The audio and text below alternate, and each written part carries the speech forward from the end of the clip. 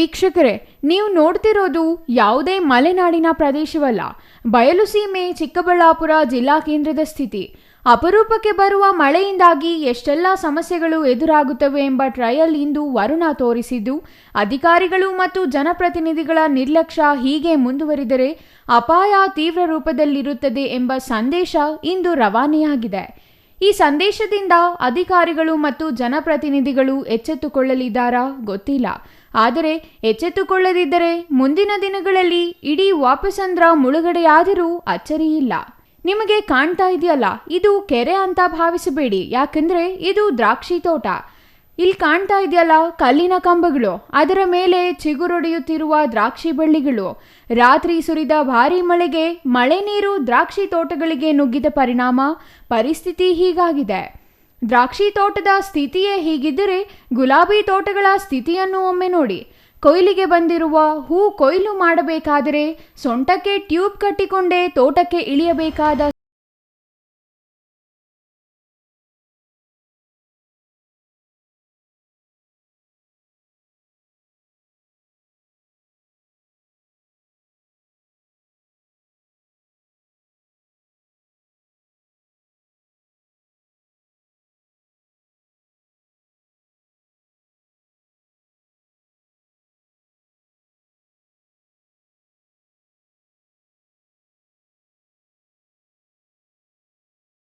ಗಳ ಮೂಲಕ ನೀರು ಹರಿಯುತ್ತಿರೋದು ಒಂದು ಕಡೆಯಾದರೆ, ಹರಿಯುತ್ತಿರೋ ನೀರಲ್ಲಿ ಮೀನು ಹಿಡಿಯುತ್ತಿರೋ ಜನ ಮತ್ತೊಂದು ಕಡೆ. ಇನ್ನು ಇಲ್ಲಿ ನೋಡಿ, ಇದು ಯಾವುದೋ ಕಟ್ಟಡ ಅಲ್ಲ, ಸಾಕ್ಷಾತ್ ಸರ್ಕಾರಿ ಪ್ರಥಮ ದರ್ಜೆ ಮಹಿಳಾ ಕಾಲೇಜು ಪ್ರವೇಶ ದ್ವಾರದಿಂದಲೇ ಈ ರೀತಿ ನೀರು ತುಂಬಿಕೊಂಡಿದ್ದರೆ ಪಾಪ ವಿದ್ಯಾರ್ಥಿಗಳು ಒಳ ಹೋಗುವುದಾದರೂ ಹೇಗೆ? ಈ ಸರ್ಕಾರಿ ಮಹಿಳಾ ಪ್ರಥಮ ದರ್ಜೆ ಕಾಲೇಜಿನ ಸ್ಥಿತಿ ನೋಡಿದ್ರಲ್ಲ, ಈ ಮನೆಯವರ ಸ್ಥಿತಿಯನ್ನು ಒಮ್ಮೆ ನೋಡಿ. ಇದು ಜನ ವಾಸವಿರೋ ಮನೆ. ಇವರ ಮನೆಗೆ ಮಧ್ಯರಾತ್ರಿ ಮಳೆ ನೀರು ನುಗ್ಗಿದ ಪರಿಣಾಮ ಎದ್ದನೋ ಬಿದ್ದನೋ ಅಂತ ಅಲ್ಲಿನ ವಾಸಿಗಳು ಹೊರ ಓಡಿದ್ದಾರೆ. ಸುರಿಯುತ್ತಿರೋ ಮಳೆಯಲ್ಲಿಯೇ ಪಾಪ ಮಕ್ಕಳೊಂದಿಗೆ ಹೊರಗೆ ಓಡಿದ ಸ್ಥಿತಿ ಎದುರಾಗಿದೆ.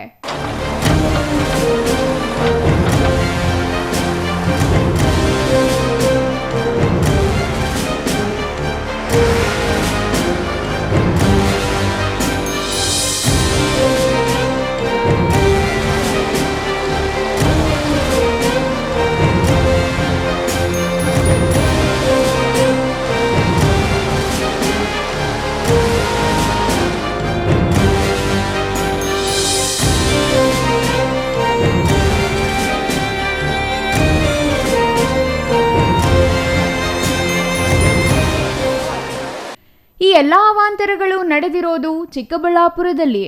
ಗುರುವಾರ ರಾತ್ರಿ ವರುಣನ ಆರ್ಭಟಕ್ಕೆ ಚಿಕ್ಕಬಳ್ಳಾಪುರ ರಸ್ತೆಗಳು ಕೆರೆಯಂತೆ ಸೃಷ್ಟಿಯಾಗಿದೆ.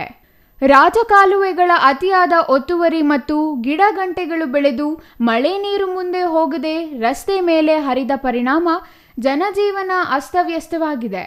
ನಗರದ ವಾಪಸಂದ್ರದ ದೊಡ್ಡಮೋರಿ ಅಕ್ಕಪಕ್ಕದ ಮನೆಗಳಿಗೆ ನೀರು ನುಗ್ಗಿದ್ದು ನಾಗರಿಕರು ತೀವ್ರ ಸಂಕಷ್ಟ ಎದುರಿಸುತ್ತಿದ್ದಾರೆ. ಚಿಕ್ಕಬಳ್ಳಾಪುರ ನಗರದಿಂದ ಮಂಚನಬೆಲೆ ಮತ್ತು ದಿಬ್ಬೂರು ಕಡೆ ಸಾಗುವ ಮಾರ್ಗದ ರಾಷ್ಟ್ರೀಯ ಹೆದ್ದಾರಿ ಸೇತುವೆ ಕೆಳಗಿನ ರಸ್ತೆ ನೀರು ತುಂಬಿಕೊಂಡು ಸಾರ್ವಜನಿಕರು ಓಡಾಡಲು ಪರದಾಡುವಂತಾಗಿದೆ.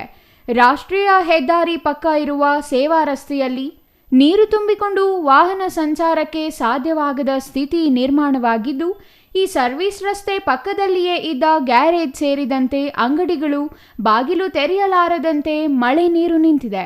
ರಾತ್ರಿ ಸುರಿದ ಮಳೆಗೆ ಹೂವಿನ ತೋಟಗಳು, ದ್ರಾಕ್ಷಿ ತೋಟಗಳು ಕೆರೆಯಂತೆ ನೀರು ತುಂಬಿಕೊಂಡು ಬೆಳೆ ನಾಶವಾಗಿದೆ. ಚಿಕ್ಕಬಳ್ಳಾಪುರ ನಗರ ಹೊರವಲಯದಲ್ಲಿರುವ ಮಹಿಳಾ ಕಾಲೇಜು ದ್ವೀಪದಂತಾಗಿದ್ದು, ಈ ಪ್ರದೇಶ ಕೆರೆಯಂತೆ ನಿರ್ಮಾಣವಾಗಿದೆ. ಚಿಕ್ಕಬಳ್ಳಾಪುರ ತಾಲೂಕಿನ ಶಿಲ್ಘಟ್ಟ ರಸ್ತೆಯಿಂದ ಚಿಕ್ಕಬಳ್ಳಾಪುರದಿಂದ ಶಿಲ್ಘಟ್ಟ ಹೋಗೋ ರಸ್ತೆಗೆ ಈ ಬ್ರಿಡ್ಜ್ ಹತ್ರ ಮಹಿಳಾ ಕಾಲೇಜ್ ಇದೆಯಲ್ಲ, ಹೊಸದಾಗಿ ಕಟ್ಟಿದ್ದಾರೆ. ಸುಮಾರು ಕೋಟಿಗಳು ಹಾಕಿದ್ದಾರೆ ಇದಕ್ಕೆ, ಅನುದಾನ ಸರ್ಕಾರದ್ದು. ಅದಕ್ಕೆ ಪೂರ್ತಿ ಕಾಂಪೌಂಡು ಅನಾವರಣ ಆಗಿಲ್ಲ. ಆ ಕಡೆ ರಾಜಕಾಲುವೆ ಬರ್ತಾಯಿದೆ. ನೆನ್ನೆ ವಿಪರೀತ ಮಳೆ ಬಿದ್ದಿದೆ. ಮಳೆ ಬಿದ್ದು ವಿಪರೀತ ತುಂಬೋಗಿ ಜಮೀನುಗಳು, ರೈತರು ಆ ಕಾಲುವೆ ಇಲ್ದಿರ ಹಾಳಾಗಿ ಹೋಗ್ತಾಯಿದೆ. ಇದು ಜಿಲ್ಲಾಡಳಿತ ಮತ್ತು ಜನಪ್ರತಿನಿಧಿಗಳು ಇದನ್ನು ಗಮನ ಹರಿಸಿ ಸರಿಯಾದ ರೀತಿಯಲ್ಲಿ ರೈತರಿಗೆ ಜಮೀನುಗಳು ಮುಳುಗೋಗಿದ್ದಾವೆ. ಬೆಲೆ ಇಲ್ಲ. ಈಗ ಹೂಗಳು ಅಮಾಸೆ ಈ ಟೈಮಲ್ಲೆಲ್ಲ 10 ರೂಪಾಯಿ 5 ರೂಪಾಯಿ ಬಿಸಾಕ್ತಾ ಇದ್ದಾರೆ. ಈ ಕಡೆ ಕಾಲೇಜ್ ಪಕ್ಕದಲ್ಲಿ ಸುಮಾರು ಅಂದರೆ ಒಂದು 100 ಎಕರೆ ಜಮೀನಿದೆ. 100 ಎಕರೆಯಲ್ಲಿ ಒಂದು 50-60 ಎಕರೆ ತುಂಬೋಗಿ ಇಡೀ ತಹಸೀಲ್ದಾರ್ಗೆ ಹೋಗಿ ಸುಮಾರು ಜನ ಅರ್ಜಿ ಕೊಟ್ಟಿದ್ದಾರೆ. ತಹಸೀಲ್ದಾರ್ ಗಮನಕ್ಕೆ ತಂದಿದ್ದಾರೆ. ಈ ರಾಜಕಾಲುವೆ ಸರಿಪಡಿಸಿ, ಆ ರಾಜಕಾಲುವೆ ಮುಚ್ಚಾಕ್ತಾ ಇದ್ದಾರೆ ಜನಪ್ರತಿನಿಧಿಗಳು, ಕೆಲವರು ವ್ಯಾಪಾರಸ್ಥರು, ರಿಯಲ್ ಎಸ್ಟೇಟ್ನವರು ಅದನ್ನು ಸೈಟ್ಗಳು ಮಾಡೋದಕ್ಕೆ ವ್ಯವಸಾಯ ಮಾಡ್ತಕ್ಕಂಥ ಜಮೀನನ್ನ ತೊಗೊಂಡೋಗಿ ಸೈಟ್ಗಳು ಮಾಡಿಕೊಂಡು ಹಳ್ಳುಗಳು ತುಂಬಿ ಮಣ್ಣು ತುಂಬಿ ಏನೋ ಮಾಡ್ತಿದ್ದಾರೆ. ಅದಕ್ಕೆ ಈ ಕಾಲುಗಳು ಮುಚ್ಚಾಕಿದ್ದಾರೆ, ಸರಿಯಾಗಿ ಮಾಡಿಲ್ಲ. ಆ ಡಿಪಾರ್ಟ್ಮೆಂಟ್ನವರು MI ಡಿಪಾರ್ಟ್ಮೆಂಟ್ನವ್ರು ಬಂದು ನೀಟಾಗಿ ಅವ್ರ ಅಳತೆ ಏನಿದೆಯೋ ಆ ಕಾಲುವೆ ತೊಗೊಂಡು ಅದು ಬಿಟ್ಟ ಮೇಲೆ ಆ ಕೆಲಸ ಮಾಡಬೇಕಿತ್ತು ಅವರು. ಆ MI ಡಿಪಾರ್ಟ್ಮೆಂಟ್ ಯಾರಿದ್ದಾರೋ ಯಾರು ಬಂದಿದ್ದಾರೋ ಗೊತ್ತಿಲ್ಲ. ಎಲ್ಲ ಕಡೆ ಅವ್ರಿಗೆ ಇಷ್ಟಾನುಸಾರ ಬಂದು ಕಾಲುವೆ ಅದು ಕ್ಲೋಸ್ ಆಗ್ತಾಯಿದೆ. ಅದೊಂದು ಸಮಸ್ಯೆ ರೈತರದ್ದು. ಆಮೇಲೆ ಕಾಲೇಜ್ ಮಕ್ಕಳು ಇಲ್ಲಿ ಬರಬೇಕಾದ್ರೆ ಹೋಗ್ಬೇಕಾದ್ರೆ ಕಾಂಪೌಂಡು ಕಂಪ್ಲೀಟಾಗಿ ಕಾಲೇಜ್ ಮಾಡಿದಾಗ ಎಸ್ಟಿಮೇಟಲ್ಲಿ ಕಾಂಪೌಂಡ್ ತೋರಿಸಿರ್ತಾರೆ. ಕಾಂಪೌಂಡ್ ಫುಲ್ಲು ಮುಗ್ದಿಲ್ಲ ಕೆಲಸ. ಕಾಂಪೌಂಡ್ ಪಕ್ಕದಲ್ಲಿ ಈ ಥರ ನೀರಿದೆ. ಯಾರಣ್ಣ ಹೆಣ್ಮಕ್ಳು ಅಕಸ್ಮಾತಾಗಿ ಏನೋ ಒಂಥರ ಬೇಜಾರಾಯಿತು, ಪ್ರಾಬ್ಲಮ್ ಆಯಿತು, ಮನೆಗೆ ಬೇಜಾರಾಗಿತ್ತು, ಕಾಲೇಜ್ ಏನಾನ ಜಗಳ ಮಾಡಿಕೊಂಡ್ರು, ಬೇಜಾರಾದರೆ ದೂರ ಏನು ಹೋಗೋಂಗಿಲ್ಲ, ಇಲ್ಲೇ ಸಾಕು. ಅವ್ರಿಗೇನಾನ ಕಷ್ಟಕ್ಕೆ ತೊಂದರೆಗಳಿಗಿದೆ ಸಾಕು, ಕೆರೆ ಇದ್ದಂಗಿದೆ ಇಲ್ಲಿ.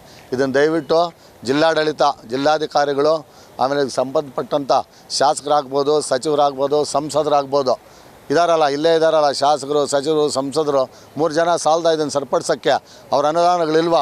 ಅವ್ರು ಬಂದು ಜಿಲ್ಲಾಡಳಿತದಲ್ಲಿ ಕೂತ್ಕೊಂಡು DC-ಗೆ ಹೇಳಿ, ಜಿಲ್ಲಾಧಿಕಾರಿಗಳಿಗೆ ಇದನ್ನು ಸರಿಪಡಿಸ್ಬೋದು.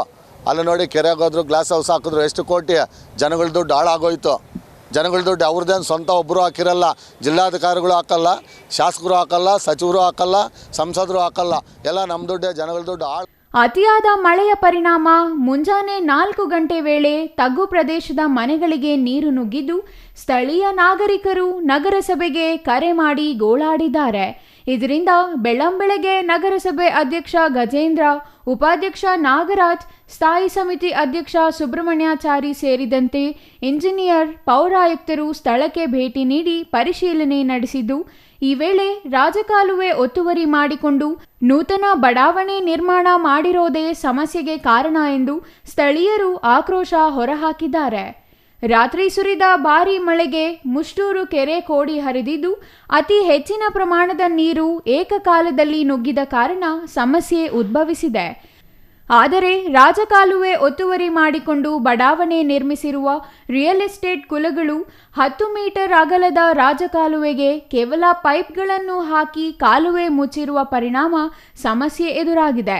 ಆದರೆ ನಗರಸಭೆ ಅಧಿಕಾರಿಗಳು ಖಾಸಗಿ ಬಡಾವಣೆಯವರು ಮಾಡಿರುವ ಒತ್ತುವರಿಯ ಬಗ್ಗೆ ಚಕಾರವೆತ್ತದೆ ಕೇವಲ ಸ್ವಚ್ಛತೆಯತ್ತ ಮಾತ್ರ ಗಮನ ಹರಿಸೋದು ಹಲವು ಅನುಮಾನಗಳಿಗೆ ಕಾರಣವಾಗಿದೆ.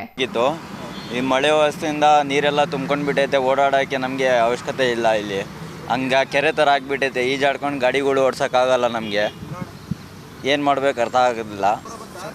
ಫುಲ್ ಜೋರು. ಇಲ್ಲಿ ಕ್ಲೀನಿಂಗ್ ಇಲ್ಲ, ಮೋರಿಗಳೆಲ್ಲ ತುಂಬ್ಕೊಂಡು ಕೆಸ ಎಲ್ಲ ಹಂಗೆ ಐತೆ. ಕ್ಲೀನಿಂಗ್ ಅವಶ್ಯಕತೆ ಯಾರೂ ಬಂದು ನೋಡಲ್ಲ. ಇಲ್ಲಿ ಯಾರನ್ನ ದೊಡ್ಡವ್ರು ಬಂದು ನೋಡಿದ್ರೆ ಅಲ್ಲಿ ನೋಡಿ ಬನ್ನಿ ಆ ಕಡೆ ಬೇಕಾದರೆ ಎಲ್ಲ ಅಲ್ಲೇ ವೇಸ್ಟೇಜು ಎಲ್ಲ ಅಲ್ಲೇ ನಿಂತೈತೆ. ಯಾರಿಗೂ ಏನಿಗೂ ಪ್ರಯೋಜನ ಇಲ್ಲ. ಇಲ್ಲಿ ಯಾರು ಬಂದರೂ ಹೇಳೋದೆ ಕೇಳೋದೆ ಅಷ್ಟೇ, ಬರ್ತಾರೆ ಅಷ್ಟೇ. ಮಳೆ ಬಂದಾಗೆಲ್ಲ ಹಿಂಗೆ ಇರುತ್ತೆ. ನಮ್ಮ ಹೆಸರು ಸಲೀಮ್ ಅಂತ, ಅಣ್ಣ ಸುರೇಶ್ ಅಣ್ಣ. ಯಾವಾಗಲೂ ಮಳೆ ಬಂದರೆ ಇಲ್ಲಿ ಜಾಸ್ತಿ ನೀರು ತುಂಬೋಗ್ತದೆ. ಮಂಚನಪಲ್ಲೆ, ದಿಬ್ಬೂರಳ್ಳಿ ಹೋಗೋ ದಾರಿಗಳಿಗೆ ಹೂವು ತೊಗೊಂಬರೋಕ್ಕಾಗಲ್ಲ. ಡೈಲಿ ಹೂವು ತೊಗೊಂಬರ್ತಾ ಇರ್ತಾರೆ ಜನಗಳು. ಫುಲ್ ಬ್ಲಾಕ್ ಆಗೈತೆ. ಅಲ್ಲಿ ಮೋರಿಯಲ್ಲಿ ನೀರು ಹೋಗ್ತಾ ಇಲ್ಲ, ಮೋರಿ ಬ್ಲಾಕ್ ಆಗೈತೆ. ಯಾವ ಕ್ಲೀನ್ ಮಾಡಲ್ಲ ಅದು ಮೋರಿಗಳು. ನೋಡಿ ಈ ಕಡೆ ನೋಡಿ, ನಮ್ಮ ಅಂಗಡಿಗಳಿಗೆ ಫುಲ್ ಬ್ಲಾಕ್ ಆಗೈತೆ ನೀರುಗಳು. ಹೆಂಗೆ ಅಂಗಡಿಗಳು ತೆಗಿಯೋದು, ಹೆಂಗೆ ಕೆಲಸ ಮಾಡೋದು ನಾವು? ಫುಲ್ ಜಾಮ್ ಆಗಿಬಿಟ್ಟು 3-4 ದಿನ ನಮ್ಗೆ ಕೆಲಸ ಮಾಡೋಕ್ಕಾಗಲ್ಲ. ಇಲ್ಲಿ ಸುಮಾರು ನಮಗೆ 8-10 ಅಂಗಡಿಗಳೈತೆ. 8-10 ಅಂಗಡಿಗಳು ಎಲ್ಲ ರಜಾ, 3 ದಿನ ರಜಾ. 3 ದಿನ ಹೆಂಗೆ ಕೆಲಸ ಮಾಡೋದು? ಮೋರಿಯಲ್ಲಿ ನೀರು ಹೋಗ್ತಾ ಇಲ್ಲ, ಎಲ್ಲ ಜಾಮ್ ಆಗೈತದೆ. ಸುಮಾರು ರೈತಗಳಿಗೆ ಜಾಸ್ತಿ ತೊಂದರೆ ಆಗ್ತಾಯಿದೆ. ಇಲ್ಲಿ ಸುಮಾರು ಅಂದರೆ ಒಂದು 5 ಅಡಿ ನೀರು ತುಂಬೋಗೈತೆ. ಇವಾಗ ಆಟೋಗಳಿಗೆ ಬರ್ತಾಯಿರ್ತಾರೆ ಹೂವು ಹಾಕ್ಕೊಂಡು ರೈತರು, ಗಾಡಿಗಳಿಗೆ ಬರ್ತಾಯಿರ್ತಾರೆ ಹೂವು ಹಾಕ್ಕೊಂಡು ರೈತರು. ಅವು ಬರೋಕ್ಕೆ ದಾರಿಯೇ ಇಲ್ಲ. ಇಲ್ಲಿ ದಾರಿ ಅವ್ರು ಬರಬೇಕಂದ್ರೆ ತಿರ್ಗಿ ಅಲ್ಲಿಂದ ತಿರ್ಕೊಂಬರ್ಬೇಕು. ಜಾಸ್ತಿ ಜನ ಹಿಂಗೆ ಬರ್ತಾಯಿರ್ತಾರೆ. ಯಾವಾಗಲೂ ಮಳೆ ಜಾಸ್ತಿ ಬಂದರೆ ಹೀಗೆ ಇರ್ತದೆ, ಫುಲ್ ತುಂಬೋಗ್ತದೆ ನೀರು ಹೋಗಲ್ಲ ಮುಂದಕ್ಕೆ, ಯಾವಾಗಲೂ ಹಿಂಗೆ ಇರ್ತದೆ. ಸ್ಥಳಕ್ಕೆ ಭೇಟಿ ನೀಡಿದ್ದ ನಗರಸಭೆ ಅಧ್ಯಕ್ಷ ಗಜೇಂದ್ರ ಮಾತನಾಡಿ, ಮುಷ್ಟೂರು ಕೆರೆ ತುಂಬಿ ಕೋಡಿ ಹರಿದಿರುವ ಪರಿಣಾಮ ನೀರು ಜಮೀನಿಗೆ ನುಗ್ಗಿ ರೈತರಿಗೆ ಸಮಸ್ಯೆಯಾಗಿದೆ. ಬೈಪಾಸ್ ರಸ್ತೆಯಲ್ಲಿರುವ ವರ್ಕ್ಶಾಪ್ನವರು ವೇಸ್ಟ್ ಮೋರಿಗಳಲ್ಲಿ ಎಸೆದಿರುವುದೇ ಸಮಸ್ಯೆಗೆ ಕಾರಣ. ನಗರಸಭೆ ಇಂಜಿನಿಯರ್ ಜೊತೆ ಬಂದು ತೆರವು ಮಾಡುವ ಕೆಲಸ ಮಾಡಲಾಗುತ್ತಿದೆ. ಇದರಿಂದ ನೀರು ಹರಿಯಲು ಆರಂಭವಾಗಿದೆ. ಕೆಲವೇ ಗಂಟೆಗಳಲ್ಲಿ ಸಮಸ್ಯೆ ಪರಿಹಾರವಾಗಲಿದೆ ಎಂದು ಹೇಳಿದರು. ಆದರೆ ಖಾಸಗಿ ಬಡಾವಣೆಯವರು ಕಾಲುವೆ ಒತ್ತುವರಿ ಮಾಡಿಕೊಂಡು ಪೈಪ್ ಹಾಕಿರುವ ಬಗ್ಗೆ ಅಧ್ಯಕ್ಷರು ಅಪ್ಪಿತಪ್ಪಿಯೂ ಮಾತನಾಡಿಲ್ಲ. ಇನ್ನು ಉಪಾಧ್ಯಕ್ಷ ನಾಗರಾಜ್ ಮಾತನಾಡಿ, ರಾತ್ರಿ ಸುರಿದ ಭಾರೀ ಮಳೆಗೆ ವಾಪಸಂದ್ರ ಸೇರಿದಂತೆ ಹಲವು ಪ್ರದೇಶಗಳಲ್ಲಿ ತೀವ್ರ ಸಮಸ್ಯೆ ಎದುರಾಗಿದೆ. ಕೆಲ ಮನೆಗಳಿಗೆ ನೀರು ನುಗ್ಗಿದೆ. ಈ ಭಾಗದ ನಗರಸಭಾ ಸದಸ್ಯರಾದ ಸುಮಾ ಶಶಿಶೇಖರ್ ಮತ್ತು ಅಂಬಿಕಾ ನಾರಾಯಣಸ್ವಾಮಿ ಅವರು ಸಮಸ್ಯೆ ಹೇಳಿದ ಕೂಡಲೇ ಸ್ಥಳಕ್ಕೆ ಬಂದು ಪರಿಶೀಲನೆ ನಡೆಸಲಾಗಿದೆ. ಕಾಲುವೆಗಳ ಸಮಸ್ಯೆ ಬಗೆಹರಿಸದಿದ್ದರೆ ಮುಂದಿನ ದಿನಗಳಲ್ಲಿ ಮತ್ತೆ ಸಮಸ್ಯೆ ಎದುರಾಗಲಿದೆ.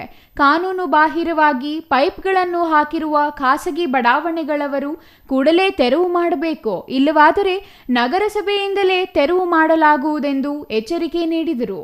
ಒಟ್ಟಿನಲ್ಲಿ ಮುಂಗಾರು ಆರಂಭದಿಂದಲೂ ಮಳೆಯಾಗುತ್ತಿದ್ದರೂ ನಗರದಲ್ಲಿ ಯಾವುದೇ ಸಮಸ್ಯೆ ಎದುರಾಗಿರಲಿಲ್ಲ. ಆದರೆ ರಾತ್ರಿ ಸುರಿದ ಭಾರೀ ಮಳೆಯಿಂದಾಗಿ ಮುಷ್ಟೂರು ಕೆರೆ ತುಂಬಿ ಕೋಡಿ ಹರಿದ ಪರಿಣಾಮ ಸಮಸ್ಯೆ ಎದುರಾಗಿದ್ದು, ನಗರಸಭೆ ಅಧಿಕಾರಿಗಳು ಈಗಲಾದರೂ ದೊಡ್ಡ ಮೋರಿ ಒತ್ತುವರಿ ಮಾಡಿಕೊಂಡಿರುವ ಖಾಸಗಿ ಬಡಾವಣೆಗಳ ಮಾಲೀಕರ ವಿರುದ್ಧ ಕಠಿಣ ನಿಲುವು ತಾಳಿ ಒತ್ತುವರಿ ತೆರವು ಮಾಡಲು ಕ್ರಮ ವಹಿಸದಿದ್ದರೆ ಮತ್ತೆ ಸಮಸ್ಯೆ ಎದುರಾಗುವುದರಲ್ಲಿ ಅನುಮಾನವಿಲ್ಲ. Thoudanahalli Ramesh, CTV news, Chikkaballapur.